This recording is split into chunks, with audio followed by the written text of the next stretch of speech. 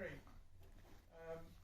Bruce was going into Dominican hospital to surrender a body part of some kind. I know not what. And it was going to be the next morning. This was the evening before. And he was not happy about it. The word came out that he was terrified. So we thought we'd do something to cheer him up.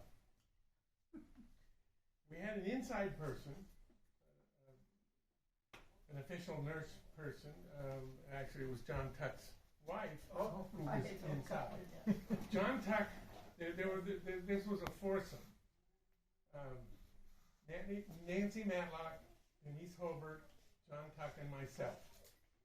We decided to dress appropriately, and we would dress as nuns. John and I both had beards, and we found and rented nun suits, which made my little altar boy heart quiver like spears. Whoa, bad juju all the way through this. And what we were going to do was we were going to go in, because he was already in his room. He was already in the hospital. Thinking about the next morning, whatever it was they were going to remove. And so we thought we would take in suit, in uniform, a coffin with us. Just to amplify the seriousness of the situation. So we did. We found, I'm not sure where, in a prop place, someplace, we got the coffin. It was small.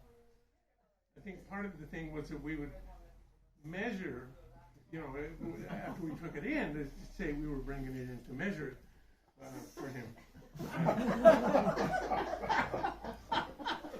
So we dressed up. Nancy is driving, and our inside person opened the side door. We didn't have to go through the front door of Dominican. We went through the side door. This is in the evening, and we went in. The four of us holding the coffin, kind of half running down the hallway, trying not to be seen by anybody important. And I'm not sure whether nuns were still wearing habits at that particular point, but it fit the milieu. It made a nice statement. We went into the room, and I distinctly remember that there was a momentary look of horror. But then it shifted. And he began to smell, that it was not on the up and up. And so we palavered and did it, and we still didn't get caught. So we were able to get out the side door okay.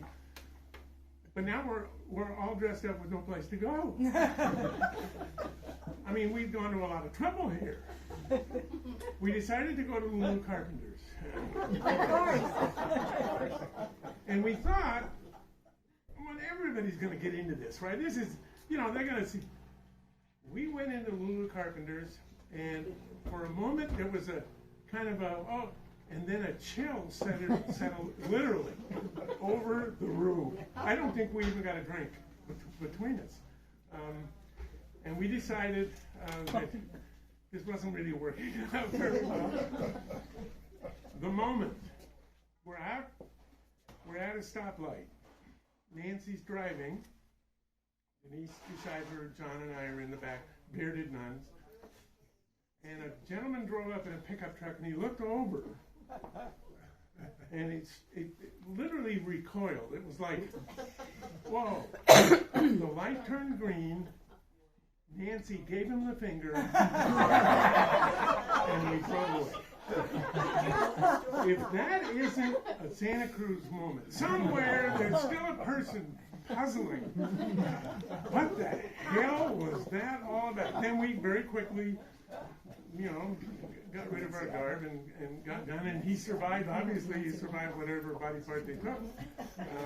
And that's our story. That's a good one. The four nuns.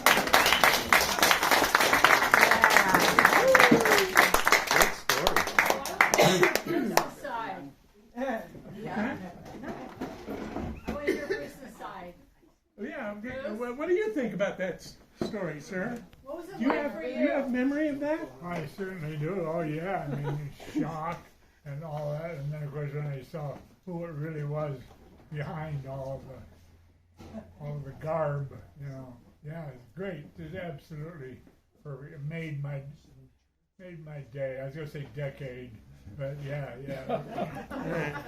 perfect. Just wanted to cheer you up on the way to your surgery. That's all. Yeah, it worked. It was a little unclear to me, Sandy, whether you left the coffin with Bruce or took it away. No, we borrowed it from a prop place or something. We had to Okay, take you had it to back, and it was much smaller. Anyway, it wouldn't have been useful for him. Well, let me tell you, I'm a little shorter, but don't do that to me. Would it fit the body part? I don't remember. Let's go on. What was the surgery about? Do you remember? Appendix, yeah, I think. I don't remember something. Something relatively minor. Yeah, it was. Yeah. Which, when we heard that he was terrified, we thought, well, we got to do something about that, right? If it's a minor something, and he gets what he deserves, right? Isn't that the way it works? That's it. Did you know that he was a member of the Canine Corps in the Army? I had no idea. Okay. Really quick.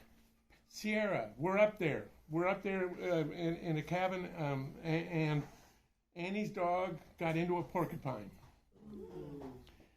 And the dog comes back, and he's got porcupine coils sticking out of everywhere, out of his mouth, because he went after the porcupine. He's staying with us up there. Instantly, he said, I'm envisioning having to drive to the vet, go, way out of just a real problem. He said, hold him down. Get me a pair of pliers. Without hesitation. I've never been more stunned and yet relieved. We held the dog down. He starts to work with the pliers, pulls every damn one of those things out, and it's done. And we didn't ask the dog how he felt about it, but the confidence. He knew exactly what he needed to do, and he explained later. I was in the Canine Corps among all the other things that I do, and you were. Yep. You were. Metaphorically speaking, Sandy, I'd never heard anything like that. I knew about the Canine Corps, but I had no details.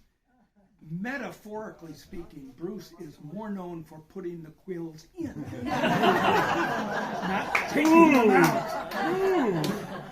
That's very good. Right. Yeah. There's your one. The It's gone now. Porcupine Corps, Bruce, right?